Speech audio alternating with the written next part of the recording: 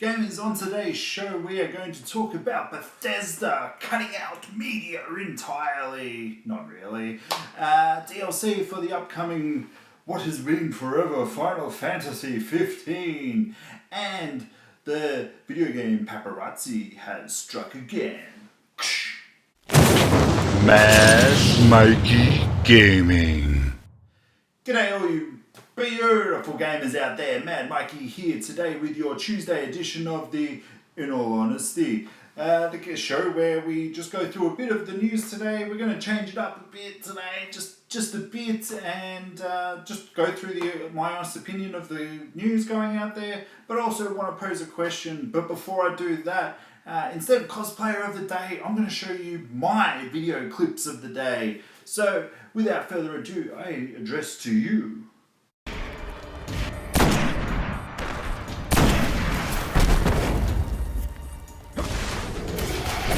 One down. I'll lead us to the others. Alright guys, so I've got a question today.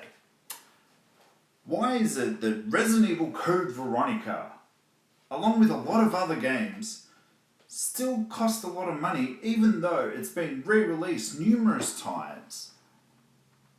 This originally came out on the Dreamcast, so that's the original one. Sweet. Came out on the GameCube. Got re-released on the Xbox 360. So Xbox 360, you can pick it up digitally for probably $10, $15, but yet that is still really expensive. I was actually talking to someone on Facebook today. They were just like advertising this local market near my house. Guy was selling some PS Vita games, and well, they weren't the best price, but hey, there was actually a good selection there of games that you don't sort of see retail. But I did sort of mention to the guy, I said, hey, what's the retro scene like out there? And the guy's like, it's all retail price. And I'm like, well, why can't life be like the Game Chasers? Because they go around and they just find all these great deals here and there. I know they obviously go every nook and cranny of everywhere and things like that, and that's what you got to do as a game. But I just don't have the time for this to do it full time. Even if I look online in America at eBay, like the games are cheaper there. I know that the dollar's different and things like that, but a cheaper way to do this would obviously be just buy the system from America, get the converter, buy the games from there, and it's a lot cheaper, isn't it?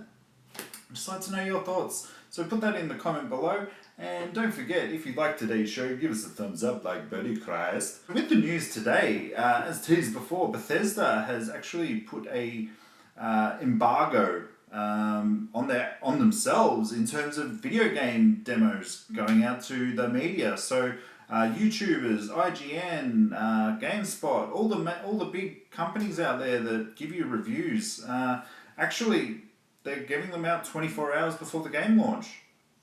So I was also listening to IGN Podcast Unlocked today, where they actually they went into it a bit. Now I understand what they're saying, I really do, but they're going about it the wrong way.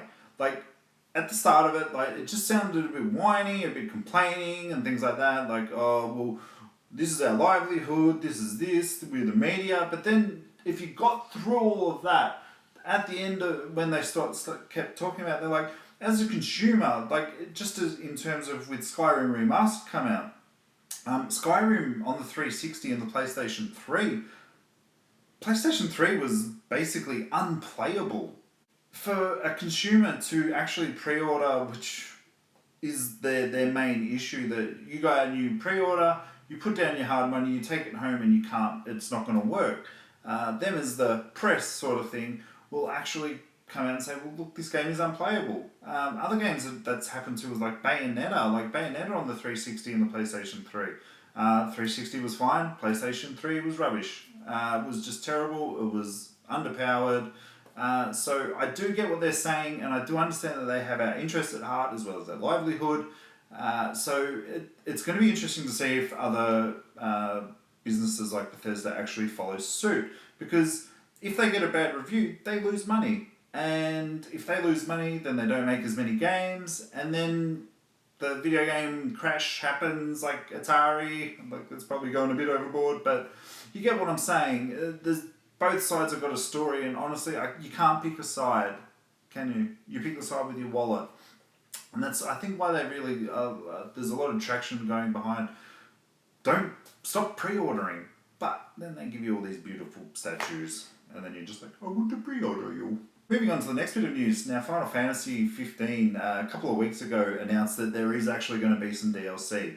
Now, it's not particularly story-based DLC, it's going to be character-based DLC, which not a fan that they've announced it before the game's coming out. I mean, it's taken like 10, 15 years for them to actually release this game. And before they've released the game, they're like, oh yeah, we're going to charge you some extra money. And let's not forget that they didn't give us a collector's edition. You see what I did there. So it's... I like the idea of what they do, and I just hope that they obviously will follow through. They've got a huge campaign for this Final Fantasy 15 game. I'm really looking forward to this game. They were sort of discussing about female characters because Noctis's sister or whatever, a lot of people are actually interested in her, and obviously we haven't got our hands on the game, but they were sort of asking the question, well, is she going to be a playable character later on in the game?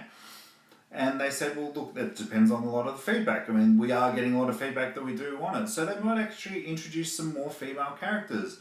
Now, obviously, they're not strangers to putting out strong female characters out there. So you had Final Fantasy X-2, where it was basically all female characters. So I think that it's fine with what they're doing.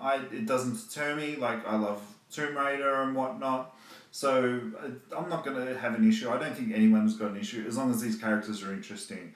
And as long as they don't stuff it up like they did with Heavy Rain back in the day, where if you pre-ordered it like I did, you got the Taxidermist DLC, where you actually, it was like a side story, and then they actually planned to give you different character DLC, but they cancelled that in favour of changing it to Move, which I can't stand the fact that they did that. And in the last bit of news, the video game paparazzi has struck.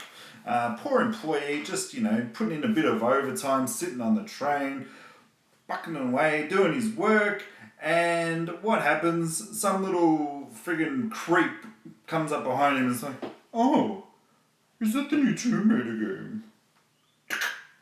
And now we've all know what the new, or tentatively, obviously, what the new Tomb Raider game is going to be called, and it is Shadow of the Tomb Raider. Now, I'm not a smart man, but I'm sure that there's a lot of shadows in tombs, because they're in the dark, and there's light.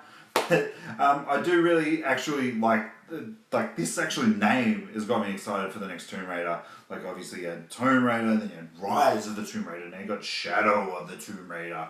I really hope that they're really trying to grow with its audience, which is what I've asked of a lot of things over my time. You'll hear me bitch and moan about how Prince of Persia, The Sands of Times, started off as a good sort of colourful teen game, and then it got really dark and gritty because obviously he grew and he was weathered. And that is what is happening with Lara. She's becoming a woman, she's becoming a lot more weathered, and just she's understanding how life is, basically. And for somebody who grows up with this game like 16, 17 years old, you want it to grow. And I really think that is one of the next evolutions of friggin' video games. The fact that you grow with your audience. I remember a while back where I don't even know if this was really a Kingdom's Heart 3 trailer, but it was years and years ago. It was a really dark sort of set piece, and they're like, that's not Kingdom Hearts, it's not Kingdom Hearts. And I'm like, well, far out, man. But this kid's been through a lot. It's going to get dark. You're going to get angry, you're going to get mad. Just like the Mad Mikeey. So that's my honest thoughts on what's been out there today.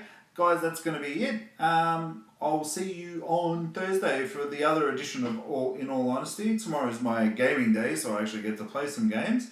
So let me know if you've got any feelings or thoughts about the stories today. And may your day be a good gaming day for you. Ciao.